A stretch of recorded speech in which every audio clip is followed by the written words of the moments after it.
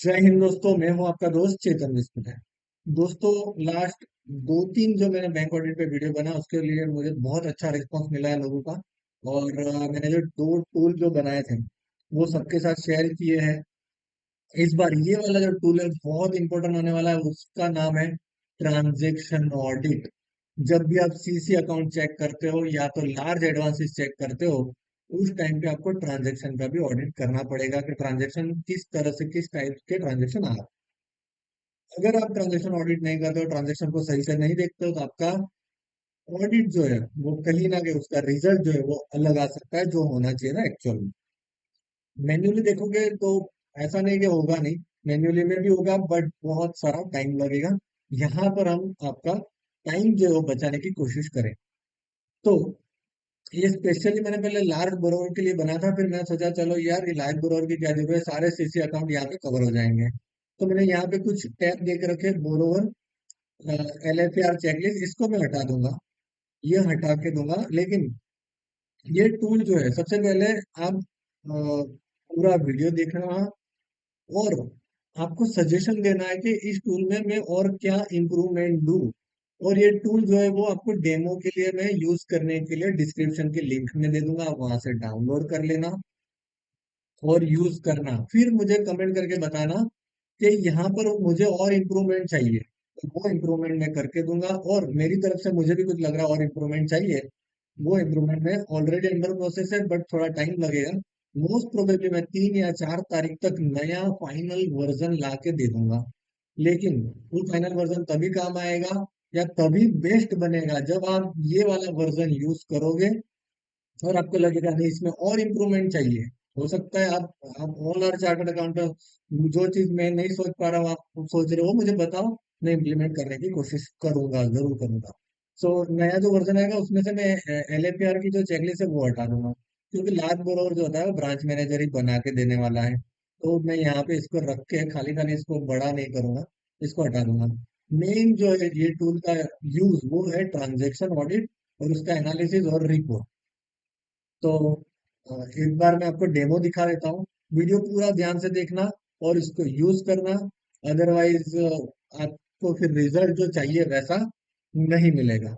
और मैं डेमो दिखाऊं उसके पहले, ये चैनल है आप इसको सब्सक्राइब जरूर से कर लीजिएगा, क्योंकि not only bank audit, during the year और भी चीजें जो आपको आपका समय बचाती हो वैसे टूल में आपको बना के देने की कोशिश जरूर करूंगा। और जो जीएसटी इनकम टैक्स के अपडेट है वो भी दूंगा, तो सब्सक्राइब जरूर से करिएगा। और मैंने बैंक ऑडिट पे कुछ वीडियोस बना, उसको भी देख लेना, वो आपको काम आएंगे। अगर आपको ये वीडियो नहीं मिले या इसके जो टूल्स है वो नहीं मिले, वो भी कमेंट करना, वो भी मैं आपको भेज दूंगा। तो सबसे पहले एक बार हम डेमो देख लेते हैं। सेटिंग में जाना है पहले। सेटिंग में आपको जो भी नाम होगा बैंक का वो लिख दो, जैसे बीओबी है तो कोई किसी का बीओबी लिख दो, बैंक ऑफ बड़ौदा लिख दो। ब्रांच का नाम लिख दो, जैसे XYZ आपकी ब्रांच है वो लिख दो। ऑडिट पीरियड लिख दो 1/4/2026 से, सॉरी 25 आएगा, 2025 यार। और यहाँ पे ऑडिट पीरियड आएगा 31 मार्च 2026। ऑडिटर का नाम लिख दो, जैसे मैं अपना नाम लिख देता हूँ, CA चेतन विस्पुत, राइट। मेंबरशिप नंबर लिख दो 1 2 3 4 5 6 जो भी है आपका। और डेट ऑफ ऑडिट रिपोर्ट, चलो ठीक है, मैं 12/4/2026 को इसको कंक्लूड कर दूंगा, सेव कर दिया। फिर इसके अलावा रूल्स, जैसे रूल का आपको कोई नाम देना है, सस्पिशियस ट्रांजेक्शन की वर्ड नरेशन आपको देना है तो वो दे दो। Amount greater than less than वो कर सकते हो। हाई रिस्क मॉडरेट इंफॉर्मेशन वो दे सकते हो। और फ्लैग का लेबल तो आपको जो भी देना है देके ऐड कर दे। अब बोरोवर, सबसे पहले ऐड बोरोवर में जाएंगे, बोरोवर का नाम लिखेंगे, जैसे मैं लिख देता हूँ मेरा नाम चेतन, अकाउंट नंबर 1 2 3 4 5 6 7 8 9। लिमिट है सपोज करो मेरी 50 लाख की। 50 लाख की एक है, ज्यादा हो गया। ये हो गया 50,000, 5 लाख, 50 लाख, ओके ठीक है। आउटस्टैंडिंग है सपोज करो 45 लाख की। सीसी का अकाउंट है, स्टैंडर्ड अकाउंट है। SMA 1 2 MPA जो भी आ रहा है आप लिख सकते हो। और सेक्टर ट्रेडिंग है तो ट्रेडिंग लिखो, मैन्युफैक्चर मैन्युफैक्चर लिखो। सैंक्शन डेट ये ऑप्शनल है, आपको नहीं डालना है तो नहीं भी डाल सकते हो, कोई जरूरी नहीं है डालना। खाली बोरोवर का नाम, ये जो यहाँ पे स्टार है वो जरूरी है, लेकिन ये डालोगे तो आपका वर्किंग पेपर थोड़ा अच्छा बनेगा और कुछ नहीं। अगर आपके पास उतना समय नहीं है तो इसे करने की कोई जरूरत नहीं है, खाली डोरर का नाम डाल देना, इसको सेव कर देना। देखो आ गया अकाउंट। फिर जाएंगे LFAR चेकलिस्ट, उसको तो हटा देना, उसको छोड़ो, ब्रांच मैनेजर बना के दे देगा तो हम इससे मेहनत नहीं करेंगे। अब आते हैं ट्रांजेक्शन ऑडिट। ट्रांजेक्शन ऑडिट में लार्ज वैल्यू थ्रेशोल्ड, अब आप कितना बड़ा सीसी का अकाउंट चेक कर रहे हो उसके ऊपर डिपेंड करेगा। और नॉट ओनली सीसी, आप टर्म लो या कोई भी अकाउंट में देखना चाह रहे हो, कोई राउंड ट्रिपिंग या आलतू फालतू में कोई एंटर नहीं हुए, तो आप टर्म लोन के लिए भी यूज कर सकते हो। तो लेकिन मेनली सीसी में इसका यूज ज्यादा होगा। सपोज करो लार्ज वैल्यू थ्रेशोल्ड, अगर मेरी 50 लाख की लिमिट, तो मैं यहाँ पे 3 लाख कर देता हूँ। ऐसा कोई रूल नहीं है, आपको जो सही लगे वो कर सकते हो। फिर राउंडिंग ऑफ, जो फिगर है कितने के मल्टीपल में होना चाहिए, तो मैं 20,000 के मल्टी 10,000 के मल्टीपल में कर देता हूँ, चलो। तो वो राउंडिंग ऑफ होगा। ऐसे ट्रांजेक्शन जो 10,000 के मल्टीपल में होगा ना, उसको ही राउंडिंग ऑफ के फ्लैग में दिखाएगा। सस्पिशियस कीवर्ड, सस्पिशियस कीवर्ड में जैसे डायरेक्टर, डायरेक्टर का नाम हो गया, आप नाम लिख सकते हो। सिस्टर कंसर्न का नाम है तो सिस्टर कंसर्न का नाम लिख सकते हो। लोन होगा तो लोन का लिख दो, या फिर टर्म लोन जिस नाम से होगा वो लिख दो। या जो आप जब भी फाइल देखोगे, फाइल में सब बोरोवर गारंटर ये वो सब कुछ मिलेगा, उनके नाम लिख दो, उनके साथ जो भी ट्रांजेक्शन होगा ना वो अलग से आपको दिखा देगा। फिर प्रोपराइटर का नाम लिख दो, बेनामी लिख दो, बेनामी कोई ट्रांजेक्शन होगा, diversion of fund, siphoning, advance, investment, investment वाले भी सारे ये अलग से दिखा देगा। तो ये सिर्फ मैंने अपने हिसाब से रखे हुए हैं।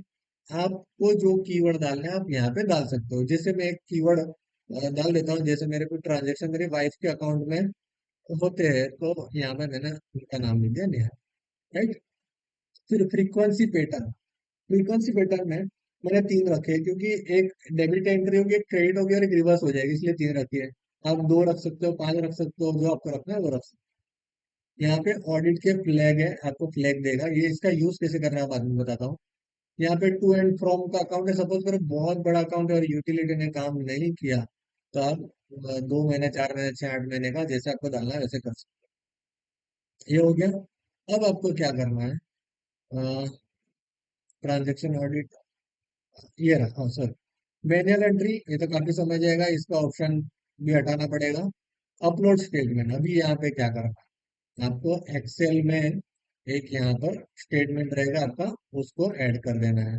इसकी कंडीशन एक बार खास देख लो, अपलोड एक्सेल और CSV फाइल। और नेक्स्ट वर्जन जो आएगा उसमें मैं ट्राई करूंगा टेक्स्ट फाइल और PDF को भी ये ले ले, तो आपका काम और इजी हो जाएगा। लेकिन एक्सेल मैंने इसलिए रखा है क्योंकि date, description, particular, debit, credit, balance, इतनी कॉलम जो है वो होनी ही चाहिए, तभी ये काम करेगा। और वो भी होना चाहिए आपका फर्स्ट हेडर रो जो है ना उसमें होनी चाहिए। ऑर्डर कोई भी होगा चलेगा, आप बैलेंस पहले लिख दो, डेट आखिरी में लिख दो, कोई फर्क नहीं पड़ेगा, वो कैच कर लेगा। इन एनी ऑर्डर चलेगा, बट पहली रो जो है वो इसमें ये नाम होने चाहिए, तब वो पकड़ेगा। अब मैंने ड्रैग एंड ड्रॉप कर दिया, या तो यहाँ से सिलेक्ट कर दिया, तो यहाँ पे आ गया। अब आपको क्या करना है, इंपोर्ट दिस ट्रांजेक्शन, इंपोर्ट करो। देखो ये सारा आ गया, 729 ट्रांजेक्शन आ गया।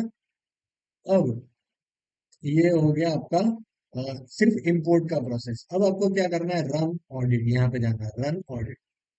रन ऑडिट करो, देखो 727 ट्रांजेक्शन उसमें फ्लैग कर दिए। अब यहाँ से जैसे मैं डाइवर्जन वाला सिलेक्ट करता हूँ, देखो डाइवर्जन उसने पकड़ लिया, म्यूचुअल फंड वाला हो गया, शेर खान के अंदर डीमेट अकाउंट के ट्रांजेक्शन हो रहे हैं वो डाइवर्जन में उसने ऑटोमेटिक पकड़ लिया। अब यहाँ से आप ऑडिट का रिमार्क दे दो, नॉट एक्सेप्टेबल बाय डाइवर्जन, तो हम एक्सेप्ट करेंगे ही नहीं, रेड फ्लैग बनेगा। हमारा रिमार्क है कि अगर मुझे LFAR में रेड फ्लैग इन LFAR ऐसा डाल दूंगा मैं, जब भी अपना LFAR सिस्टम में फिनेकल के अंदर डालूंगा तब, अगर आप फिनेकल यूज कर रहे हो तो ये आपका यहाँ पे आपको हो जाएगा। इसके अलावा जैसे कैश वाले ट्रांजेक्शन, कैश तो मैंने किया नहीं था, तो CC अकाउंट में अगर आपको कैश दिख रहा है तो आपको ये अलग से दिखा देगा, विड्रॉल किया है तो। फिर राउंडिंग ऑफ, देखो राउंडिंग ऑफ वाले सारे अकाउंट दिखा रहा है ये, साथ में जो जो अलग अलग ट्रिगर आ रहे हैं ना वो सारे दिखा रहा है, राउंडिंग ऑफ भी आ रहा है, फ्रीक्वेंसी भी आ रही है, लो बैलेंस भी आ रहा है। फिर उसके अलावा आप देख सकते हो लार्ज ट्रांजेक्शन, लार्ज ट्रांजेक्शन की मैंने 3 लाख की लिमिट है तो 3 के ऊपर वाले सारे दिखेंगे। राउंडिंग ऑफ देखो 10,000 की लिमिट है, 10,000 के मल्टीपल में है, तो 10,000 के मल्टीपल वाले सारे दिखेंगे। फिर आप इस तरह से ऑडिट करोगे लार्ज एडवांसेस का और सीसी का, तो आपको ये थोड़ा इजी करके देगा। मैं ये नहीं कहूंगा कि पूरा रिप्लेसमेंट हो जाएगा, बट इजी जरूर हो जाएगा। फ्रीक्वेंसी दिखेगी, देखो ये अकाउंट में फ्रीक्वेंसी ज्यादा हो रही है।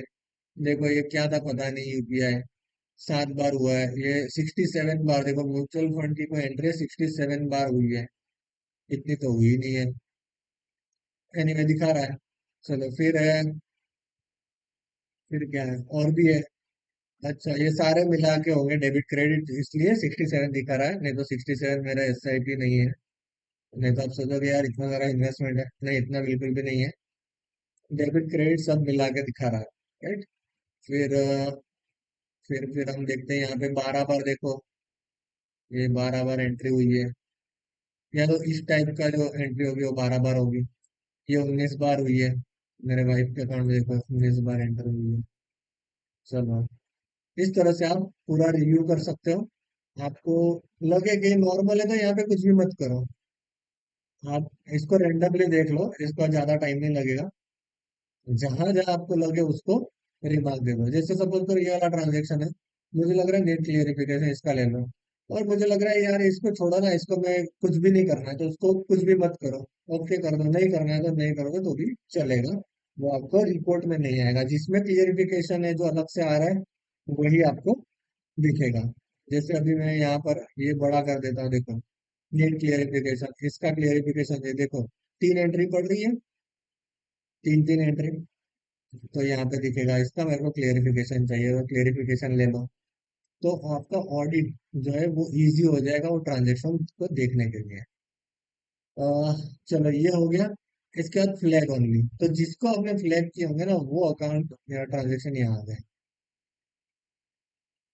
हो गए। अब यहाँ पे भी रन ऑडिट कर देते एक बार, तो ये सारे आ गए। अब और क्या दिखाऊं, चलो ये हो गया। फिर एनालिटिक्स में जाते हैं।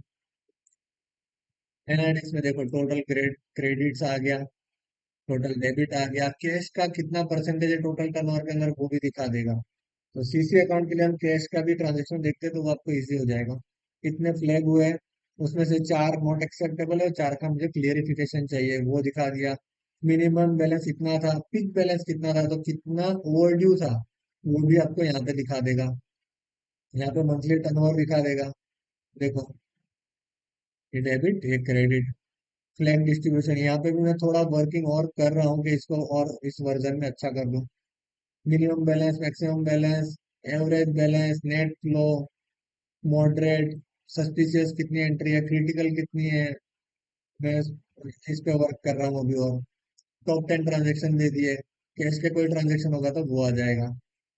अब है रिपोर्टिंग पार्ट। तो रिपोर्टिंग पार्ट में रिपोर्ट जनरेट कर रहे हैं, देखो आ गया, पूरा आ गया, ये हो गया पूरा रिपोर्ट। अब देखो ये की ऑब्जर्वेशन भी ऑटोमेटिक आ जाएंगे। Transaction indicate diversion of credit limit to active outside state. Verification from borrower is required. Suspicious transaction director payment system concern वो आ गए। ट्रांजेक्शन वॉल्यूम ड्यूरिंग दिस ये हो गया। Four transaction have been not acceptable by the auditor. Four transaction require clarification. और final conclusion risky. वो तो मैंने command ऐसे दी इसलिए रिस्की आ गया, अदरवाइज रिस्की नहीं होगा तो वो आपका आ जाएगा, स्टैंडर्ड आ जाएगा, कोई इश्यू नहीं आएगा।